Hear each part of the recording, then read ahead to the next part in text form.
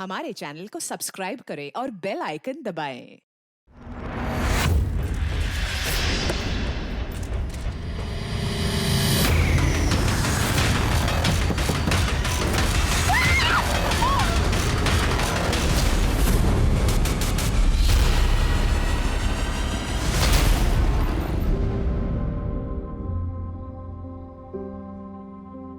मंजू, ये कितना गीला पोछा लगा रही है?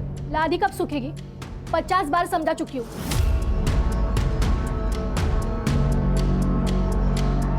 लेकिन तेरे दिमाग में ना कुछ घुसता ही नहीं है।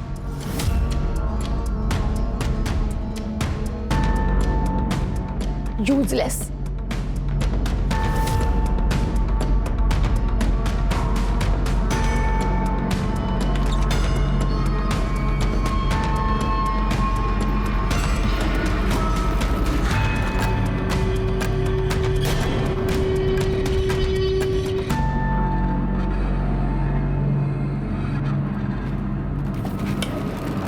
क्या देख रही है?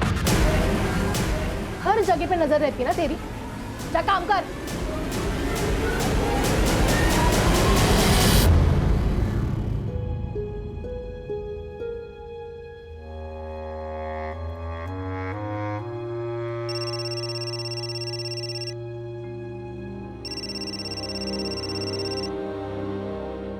किशोर, ताई का फोन है। कैसी है बेटा? मैं ठीक हूँ आई। पैसे मिल गए थे ना? एकदम सही समय पर।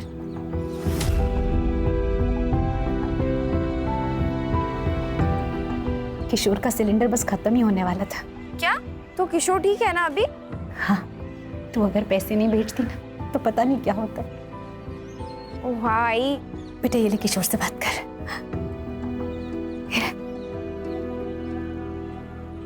ताई, अब मुझसे मिले कब आओगे?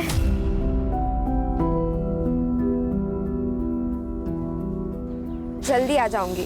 तू ठीक हो जा, फिर मैं तुझे हवाई जहाज में ले चलूंगी। प्रॉमिस? प्रॉमिस। आई, मैं बाद में बात करती हूँ। हाँ, मुझे लेट हो रहा है।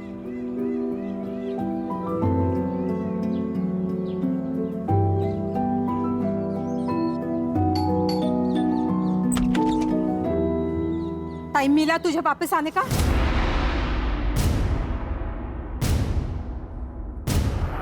सॉरी भाभी, वो थोड़ा लेट हो गया।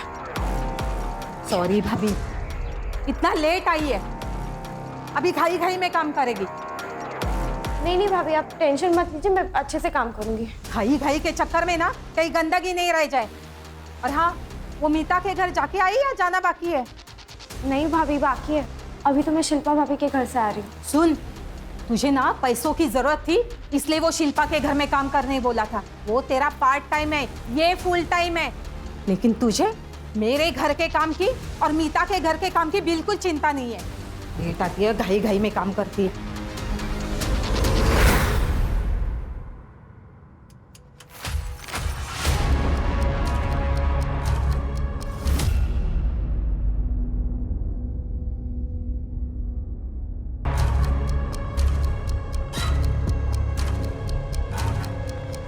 नीतू, मैं जा रहा हूँ। आई, मैं जा रही हूँ। मंजू, चॉकलेट तेरे लिए, बाद में खा लेना, ठीक है? लेना, और आई को बोलना मत।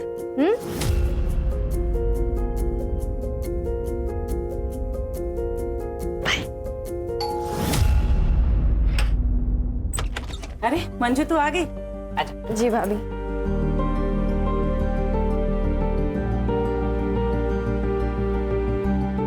और नाश्ता किया मंजू तूने? नहीं भाभी। भूखे पेट काम करेगी तो ताकत कहाँ से आएगी तुझे? चलो, मैंने पोहे बनाए, जल्दी जल्दी पोहे खा लो। अरे नहीं नहीं भाभी, रहने दीजिए, वैसे भी आज बहुत काम है। अरे खा लो। नहीं नहीं भाभी, मैं कह रही हूँ ना। चलो रख दो वो काम वहाँ पे। अरे नहीं तू भाभी, बैठ जा। अभी झाड़ू फिर भाभी के नहीं, घर बाद में करते हैं ना काम। तू बैठ जा, बैठ जा। चल पोहे खा ले, ठीक है? मैं आती हूँ।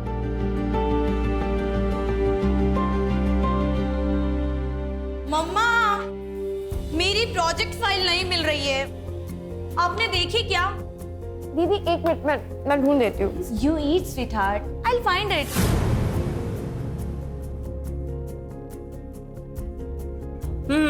ये रही तुम्हारी प्रोजेक्ट फाइल।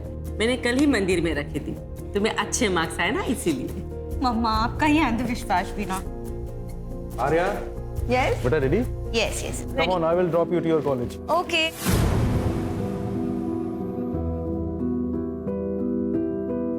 Bye, मम्मा. बाय बेटा। Bye, bye, Manju.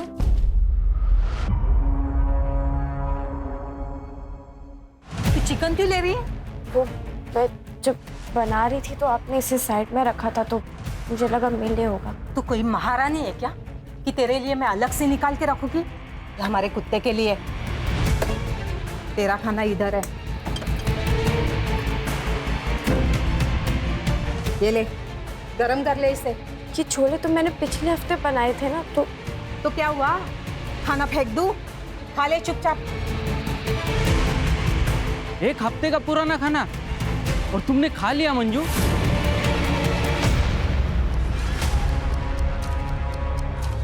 तो क्या करती? भूख लगी थी तो खा लिया। ये लोग ना बाइयों के साथ ऐसे ही बर्ताव करते। नीता भाभी, देविका, आर्या, नवीन सर, ये सब अच्छे, लेकिन बाकी सब तो हैवान है, हैवान।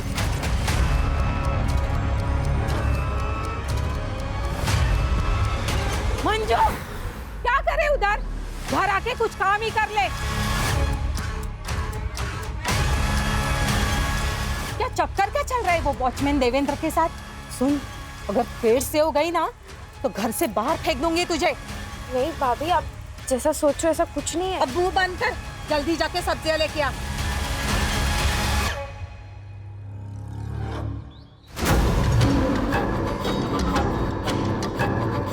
देखो दत्तू, तुम मेरा रास्ता छोड़ दो, ठीक है? ए, ज्यादा नाटक मत कर। अभी झाड़ियों में लेके जाऊंगा और अपनी मनमानी करूंगा, समझी क्या?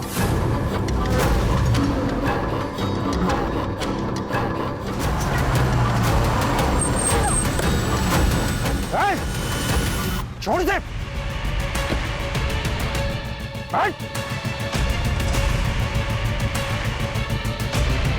तो ठीक तो ना मंजू? मंजू, छोड़ूंगा नहीं मैं तुझे। चल घर चल, चल चल चल।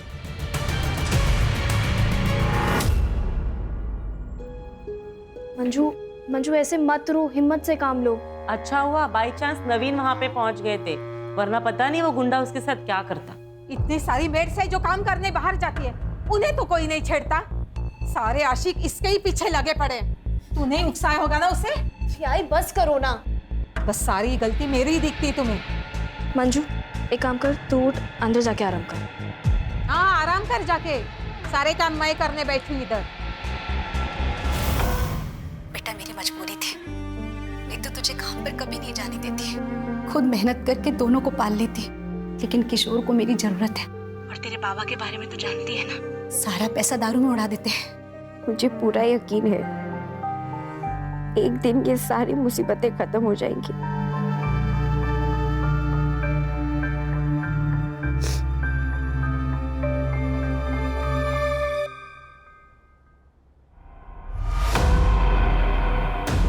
तूने अभी बेडरूम साफ किया ना? हाँ दीदी, मैंने अच्छे से साफ किया है। हाँ, और कबर्ड भी। तेरी नजर थी ना पैसों पे, पूरे 5,000 रुपए गायब हुए। कहाँ पे गए पैसे? नहीं दीदी, मुझे इस बारे में कुछ नहीं पता है। पैसे कहाँ पे? बता मुझे नहीं दीदी पता। दीदी दीदी आराम से पहले आप शांत हो जाइए।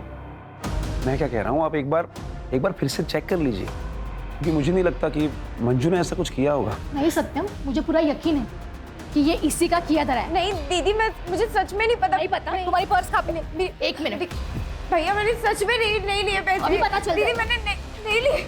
मैंने ये क्या है? सत्यम, पुलिस को फोन लगाओ। दीदी, पुलिस नहीं, माफ कर दीजिए दीदी, मुझे पैसों की जरूरत, मैं चोर रही हूँ। ये सब नौटंकी ना मेरे सामने नहीं चलेगी, समझी? दीदी मैं क्या कह रहा हूँ, वैसे भी पहली बार गलती की है इसने, तो मैं सोच रहा हूँ कि इसे इस बार वार्निंग देकर छोड़ देते हैं। लेकिन ये पहली और आखिरी वार्निंग है। आइंदा से ऐसे कुछ किया ना तो सीधा जेल भेज दूंगी।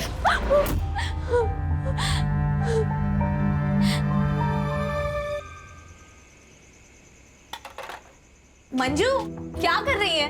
चल चलते। अरे लेकिन कहाँ? अरे यार मम्मा पापा देविका के पेरेंट्स के साथ बाहर गए, हम भी कहीं चल के पार्टी करते हैं ना। लेकिन दीदी हम जा कहाँ रहे हैं बताइए तो। अरे तुम बैठो, हम लॉन्ग ड्राइव पे जा रहे हैं। सिट।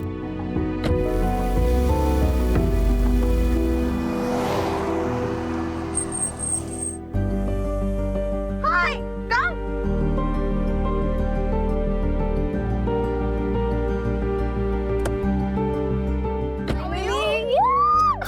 कैसी है? I am good. अरे इसी के लिए? हाँ यार चलो फिर मजा आने वाला है। चले मंजू, चलो।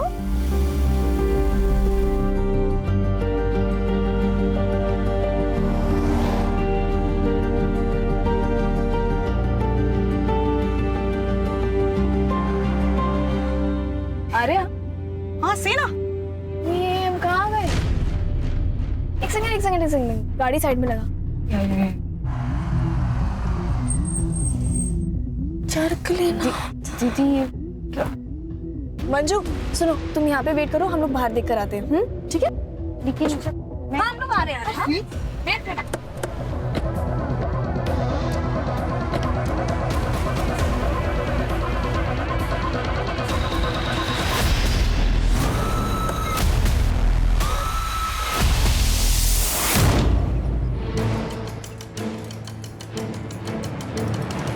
अरे तू अब तक मीता के घर काम करने गई नहीं? मैं अब वहाँ काम नहीं करती भाभी, मैंने यहाँ पास ही में दूसरा छुट्टा काम ले लिया है। हैं? ऐसा क्यों? वहाँ काम बहुत होता है ना भाभी, इसलिए।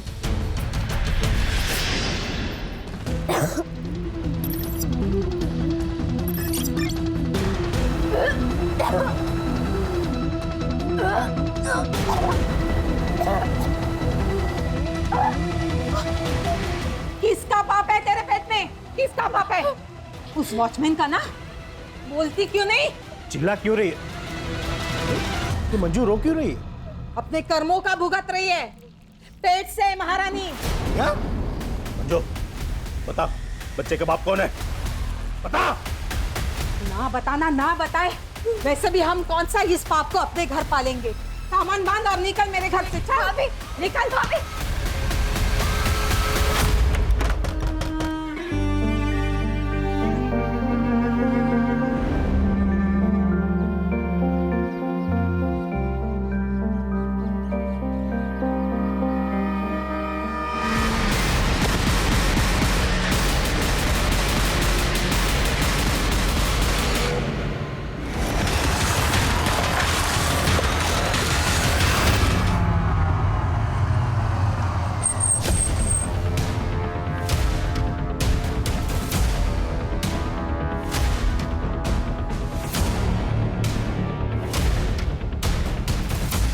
सर, पास के झोपड़पट्टी वाले को नाले में थैलियां मिली है। सर देखकर लगता है स्टैबिंग के बाद बॉडी के टुकड़े करके यहाँ पे डंप कर दिए। चेहरे की फोटो खींच के सारे महाराष्ट्र के पुलिस स्टेशन में सर्कुलेट कर दो और बॉडी को पोस्टमार्टम के लिए भेज दो। Okay sir. बॉडी आइडेंटिफाई हो गई है, मंजू काले नाम है, उम्र 17 साल। सर कुछ दिन पहले हिंजवड़ी पुलिस स्टेशन में उसने एक कंप्लेंट भी लिखवाई थी। सर मंजू घर में काम करने वाली बाई थी सर, उसने शिल्पा माथुर और उसके भाई सत्यम राठी के खिलाफ कंप्लेंट की थी कि वो उनको सैलरी नहीं दे रहे। और उनका क्या कहना है? सर शिल्पा का ये कहना है कि मंजू ने उनके घर पे चोरी की थी। मंजू को उन्होंने रंगे हाथों पकड़ा भी था, इसलिए उसको बाद में नौकरी से निकाल दिया। ठीक है, ओके सर। सिर्फ कि शिल्पा और उसके भाई को बुला लो। सर चोर थी वो। पहली बार मैंने उसे रंगे हाथों पकड़ा था, 5,000 रुपए निकले थे उसके पर्स से, लेकिन तब मैंने उसे वार्निंग देके छोड़ दिया। लेकिन कुछ दिनों बाद फिर से मैंने उसे 3,000 रुपए के साथ रंगे हाथों पकड़ा। फिर मैंने डिसाइड कर लिया कि उसे नौकरी से निकालना होगा। उस पर तरस खा के मैंने काम पे रखा था। 1 नंबर की कामचोर थी वो, काम पे कम और घर के बाकी सामानों पे ज्यादा नजर थी उसकी। और तो और सर थोड़ी मूडी भी थी। इन लोगों को बस मुफ्त का पैसा चाहिए होता है। वैसे तो मंजू मेनली नवीन और बलराज के घर पे काम करती थी, पर उसे पैसों की बहुत ज़रूरत थी, इसलिए मैंने उसे पार्ट टाइम जॉब पे रख दिया था। पर मुझे क्या पता था कि वो हमारे घर पे ही चोरी करेगी। गणेश भाई सर, मंजू जहाँ जहाँ काम करती थी ना, वहाँ के एड्रेस जरा लिखवा दीजिए।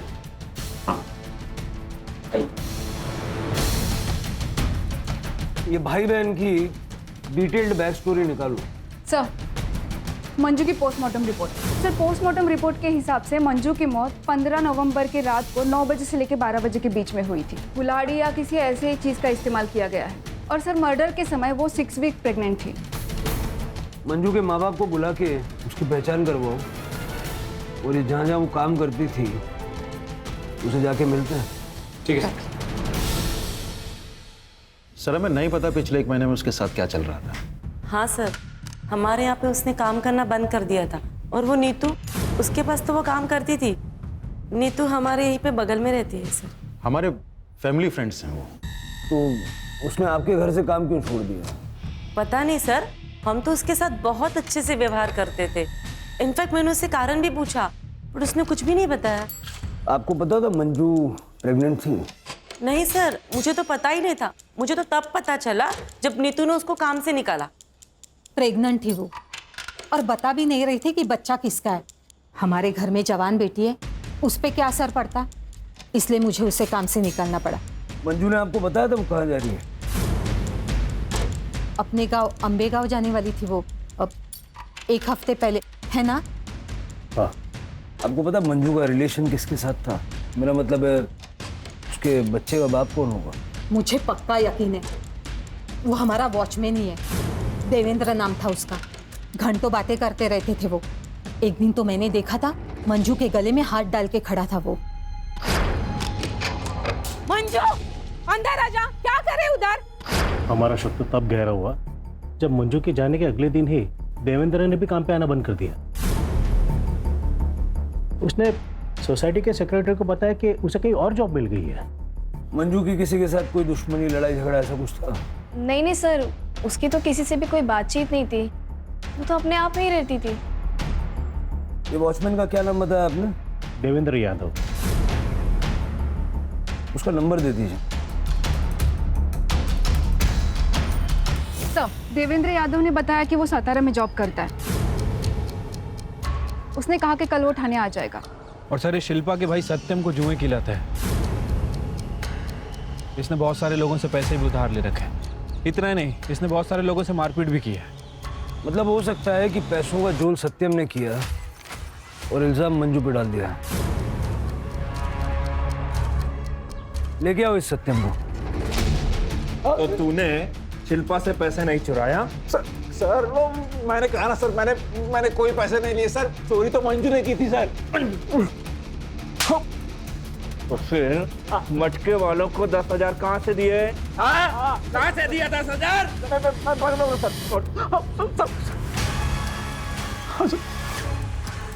मैं दीदी के कबड़ से छोटी छोटी अमाउंट लिया करता था सर, ताकि दीदी कभी नोटिस ना कर पाए। एक दिन मंजू ने मुझे ऐसा करते हुए देख लिया सर।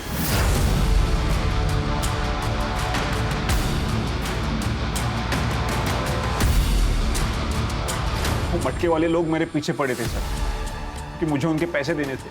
इसलिए सर एक दिन मैंने सीधे 5,000 रुपये निकाल लिए, और फिर दीदी को शक हो गया ना, इसलिए मैंने वो पैसे फिर से मंजू की पर्स में रख दिए।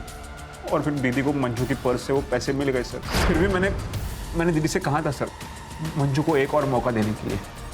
बोला बनता है। इसका डीएनए सैंपल लो और शहर से बाहर जाना नहीं, अच्छे बच्चे की तरह घर में रहना। चल इसका सीडीआर और लोकेशन निकल लो। देखो 15 नवंबर की रात को था। सर, मंजू के घर वाले आए, उन्होंने बॉडी आइडेंटिफाई कर ली। मंजू हमारी पहली और आखिरी उम्मीद थी साहब, तो वो भी चली गई। हमारी बच्ची कभी घर पहुंची ही नहीं। आपको पता है आपकी बेटी 6 वीक से प्रेग्नेंट थी, या उस बच्चे का बाप कौन था?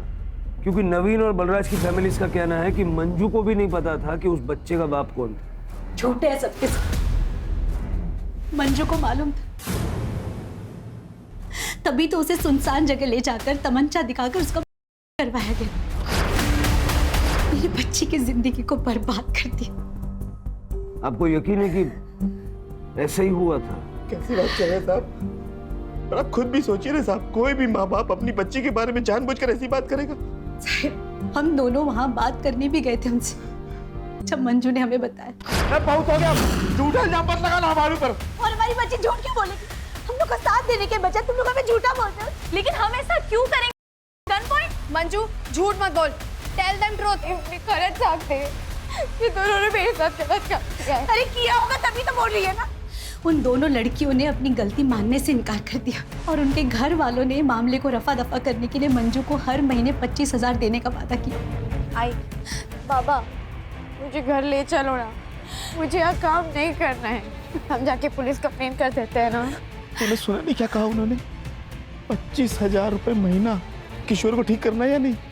बेटा बाबा एकदम ठीक कह रहे हैं, मैं तुझे घर ले जाती, लेकिन अगर किशोर को ठीक करना है ना तो तुझे काम करना पड़ेगा। मजबूरी है हमारी। मान जा। वो आखिरी बार था जब मैंने अपनी बच्ची को गले से लगाया और दत्तू तो उसे पहले से ही परेशान कर रहा था। ये दत्तू कौन है? एक आवारा लड़का ऐसा है उसी एरिया का, जो जब भी घर से बाहर निकलती थी उसे छेड़ता था। एक बार तो नवीन साहब ने भी बचाया। तो आपने पुलिस कंप्लेंट नहीं की? मंजू करना चाहती थी शायद, लेकिन बदनामी के डर से मैंने उसे रोक दिया कि कहीं काम ना चला जाए। जब पता नहीं मंजू चली गई, अब हमारा क्या होगा? मेरे को तो डर है शायद कि मेरा किशोर भी मेरे को छोड़ के चला जाएगा। बिलीव मी सर, मंजू बहुत हार्ड वर्किंग थी। उसके लिए बुरा लगता था, इसलिए मैं और देविका उसे घुमाने लेके गए थे ताकि उसे अच्छा लगे। फैक्ट सर, वो तो हमारे साथ एंजॉय भी बहुत कर रही थी।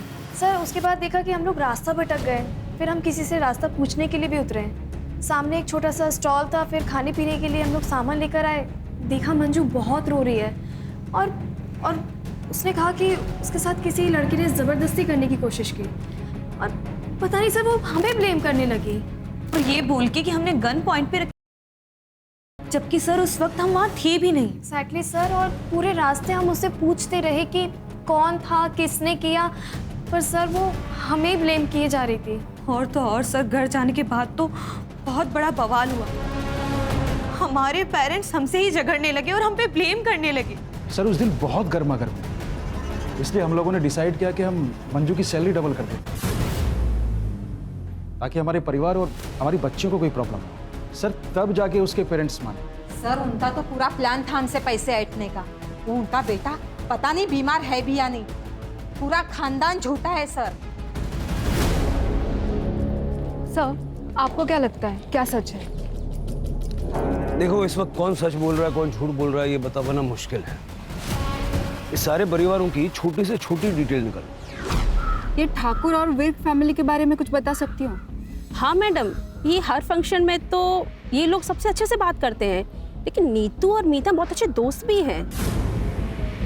जैसे उनके पति की आपस में दोनों की दोस्ती है। और हाँ, वो दोनों आपस में बिजनेस पार्टनर भी हैं मैडम। मीता थोड़ा सा खराब बोलती है लेकिन सबसे सही रहती है, लेकिन वो जो नीतू है ना, वो ना थोड़ी नकचड़ी है मैडम। पता नहीं कहाँ की महारानी समझती है अपने आप को। नवीन तो एकदम अच्छा आदमी है सर, क्या कम बोलता है लेकिन एकदम फ्रैंक और ओपन माइंडेड है सर। और वो बलराज, वो तो एकदम का लिच्चर है सर। एक बार तो मैंने उसे अपने बेटे को तारते हुए भी देखा था, तब से मैंने अपने बेटे को मना कर रखा है उसके हमने सब बात न करें। मैम मैं बस हाय हेलो करती हूँ आर्या और देविका से, उससे ज़्यादा मेरी कोई दोस्ती नहीं है, लेकिन वो दोनों हमेशा साथ रहती है और मैंने सुना है कि वो दोनों साथ में पार्टी करती है। आ गए आप लोग। किशोर को मैंने खाना खिलाने की बहुत कोशिश की, जरा सा ही खाया उसने, आप खिला देना। ठीक है।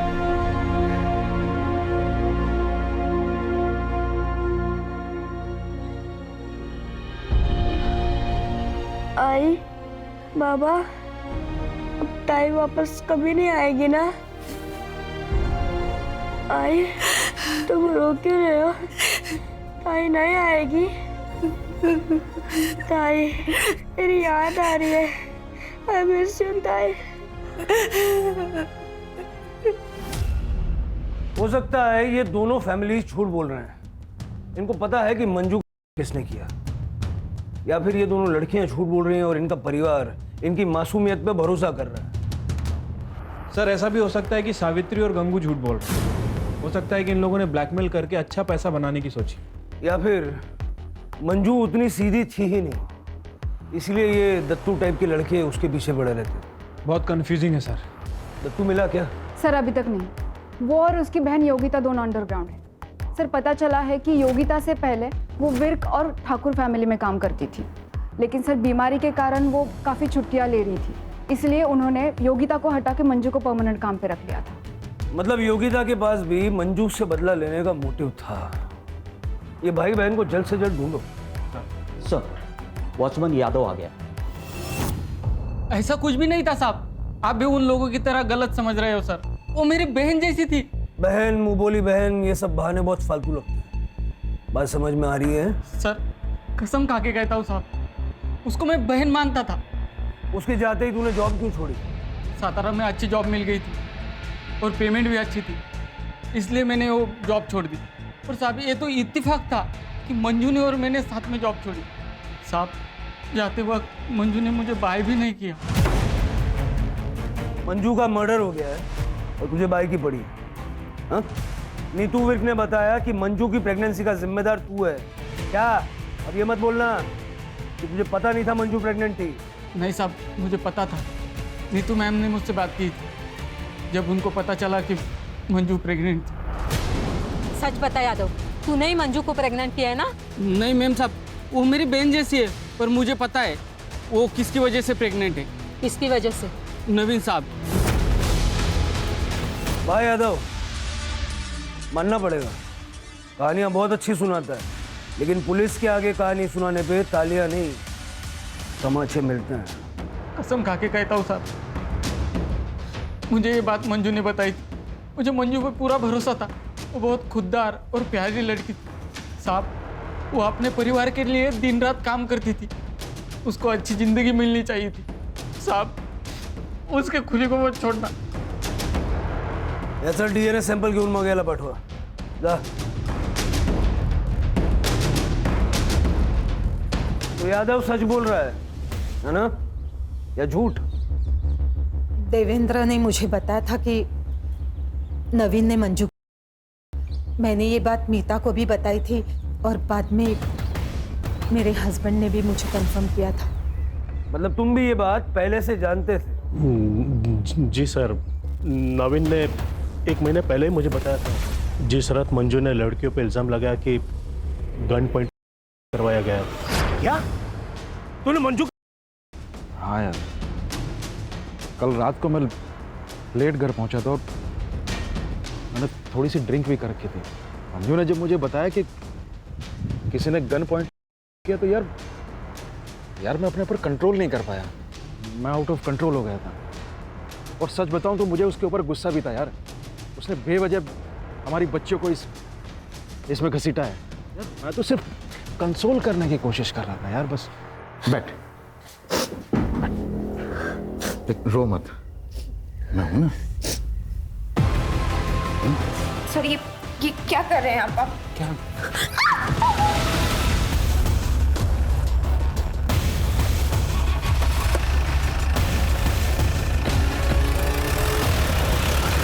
पता है, किसी के चेहरे पे तो जाना ही नहीं चाहिए।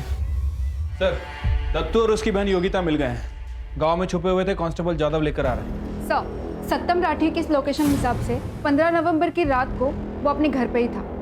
और सर उसके डीएनए भी फीटस से मैच नहीं हुए हैं। ये यादव की डीएनए रिपोर्ट आई? सर वो अभी तक आए नहीं है और नवीन की डीएनए रिपोर्ट भी पेंडिंग है। फीटस का डीएनए से मैच होना बहुत इंपॉर्टेंट है नवीन से।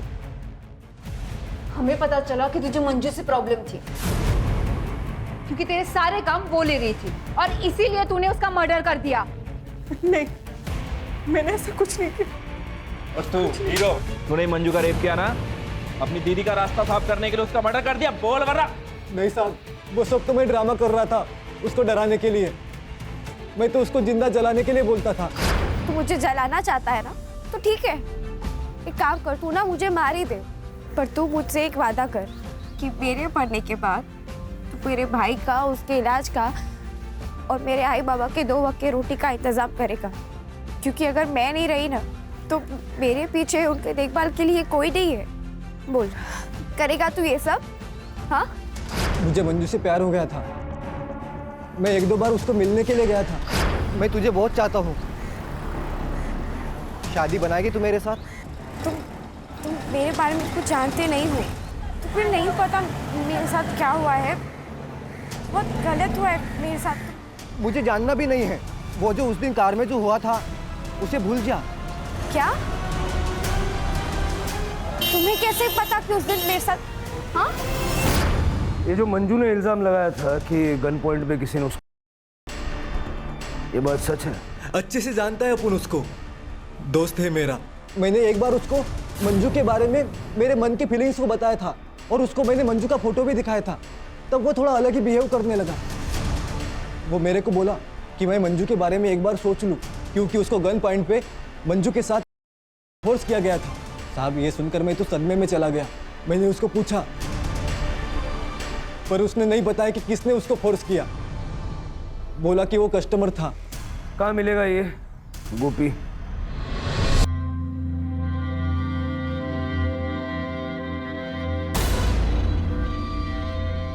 शादी को देना, ठीक है? चला, और माल किधर गया? अरे गोपी, चल तेरे से कुछ बात करने का है। कौन है रे तू, और क्या बात करना है तेरे को?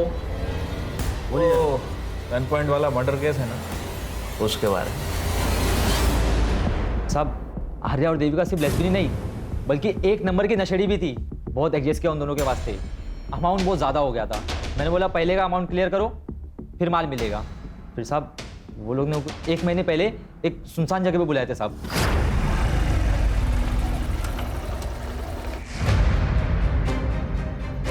कहाँ है मेरे पैसे? गाड़ी में।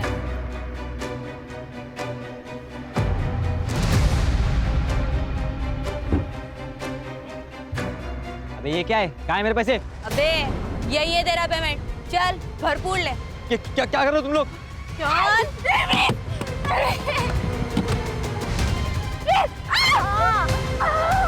फिर साहब, वो दोनों मिलकर मुझे ब्लैकमेल करना चालू कर दिए। बोली कि अगर फ्री में ड्रग नहीं देगा तो तेरी ये वीडियो वायरल कर देंगे। मैं क्या करता साहब? ये वीडियो देख लीजिए साहब, उन दोनों ने मुझे भेजा था। इसका डीएनए सैंपल लो। मैं 8 ठेवाया था। सर, मेरे को क्यों सर? आप सर प्लीज सर। तो ये वीडियो सच है? तुम दोनों ने मिलके गोपी को फोर्स किया कि वो मंजू का? जी मैम, हम ये वीडियो दिखा के फ्री पे देंगे। और वो गन कहाँ से आई? सर वो गन नकली थी। हाँ सर, ये देखिए, हमने ऑनलाइन ऑर्डर की थी। ये देखिए, गन नकली थी सर।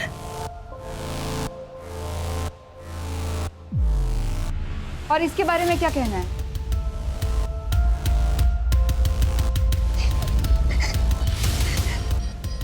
बच्चे क्या कर रहे हैं? कभी जानने की कोशिश की आपने? सारे माँ बाप को लगता है कि हमारे बच्चे बहुत अच्छे हैं, बहुत सीधे हैं, लेकिन बच्चों की हरकतों पर नजर रखने की जिम्मेदारी भी माँ बाप की होती है। क्यों चला दो गिन्ना? चलो।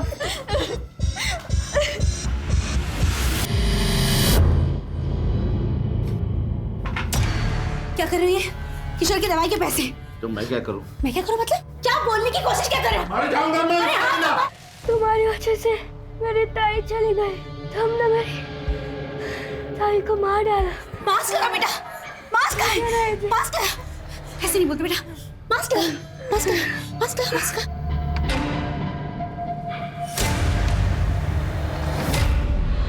सर, अभी तक जितने भी डीएनए सैंपल लिए, किसी के भी सैंपल फीटस से मैच नहीं हो रहे। यादव, गोपी, दत्तू, यहाँ तक कि नवीन के भी सैंपल मैच नहीं हुए। तो बच्चा किसका था?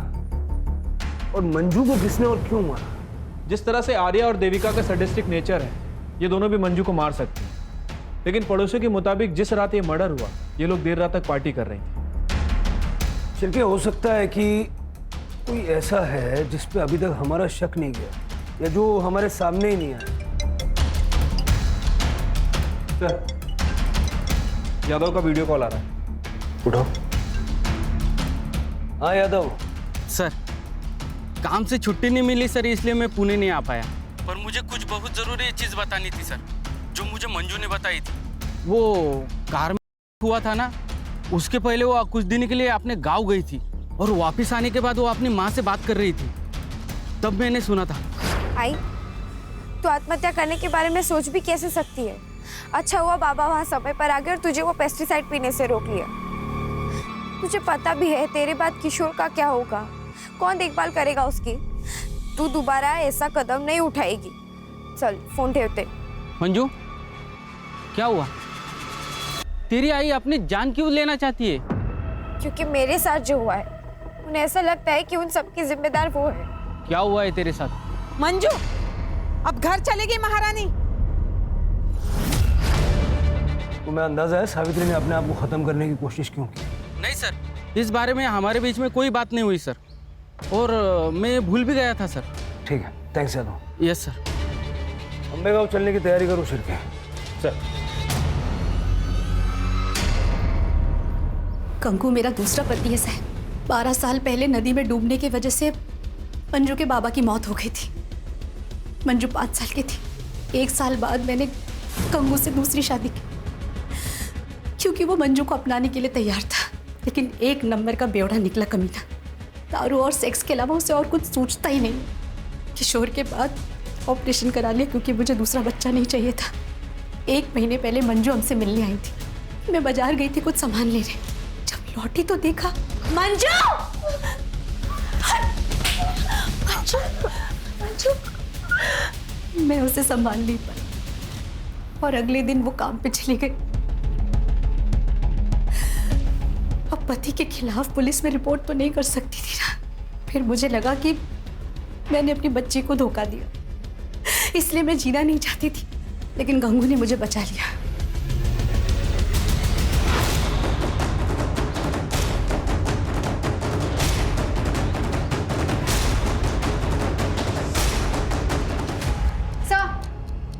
सर 15 नवंबर का सीसीटीवी फुटेज मिल गया है।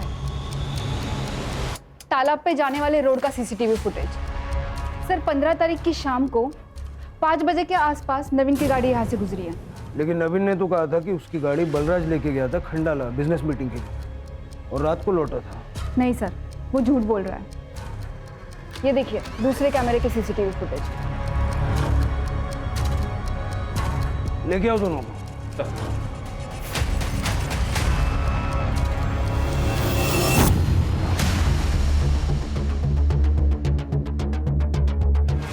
हाँ सर, मैंने शंकर को सुपारी दी थी मंजू को मारने की।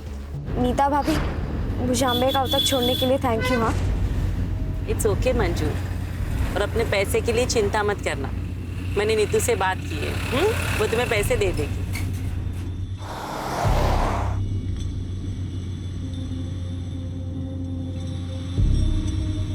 ये हम कहाँ जा रहे हैं? कि मेरे गांव का रास्ता तो नहीं, हम कहाँ जा रहे हैं?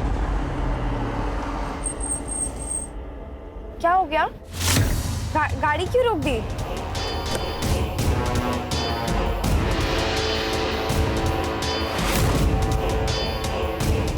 सॉरी मंजू, तुम्हारा जीना मेरे लिए और मेरे परिवार के लिए खतरे से खाली नहीं है। सर मुझे डर लग रहा था कि उसकी प्रेगनेंसी की बात कहीं बाहर ना आ जाए। शर्म नहीं आई? एक महिला होके तुमने अपने पति के घिनौने काम को छुपाने की कोशिश, यहाँ तक कि मंजू का खून कर दिया। और वैसे तुम्हें बता दूं, मंजू के पेट में जो बच्चा था नवीन का नहीं था। लेके जाओ इनको। चलो मैडम, चलो। Thank you. जब भी पुणे आओगे मिलना जरूर। ख्याल रखना। सर गंगू का डीएनए फीटस से मैच हो गया है, जैसा कि देवेंद्र को प्रॉमिस किया था। मंजू को इंसाफ दिला दिया सर। सर वो किशोर काले, मंजू का भाई, उसकी डेथ हो गई। सर जब से हम अम्बे गाँव से वापस आए तब से उसने ऑक्सीजन सप्लाई और दवाई लेने से मना कर दिया था। संभालो अपने आप को। सर अगर ये सो कॉल्ड पढ़े लिखे लोग मंजू को जिंदा रहने देते तो कम से कम किशोर तो जिंदा होता। फिर के हमारी सर्विस में इमोशन का कोई काम नहीं। वैसे तो हम काम ही नहीं कर पाएंगे। अब यही प्रार्थना करो कि वो दोनों भाई बहन जहाँ कहीं भी हों खुश हों।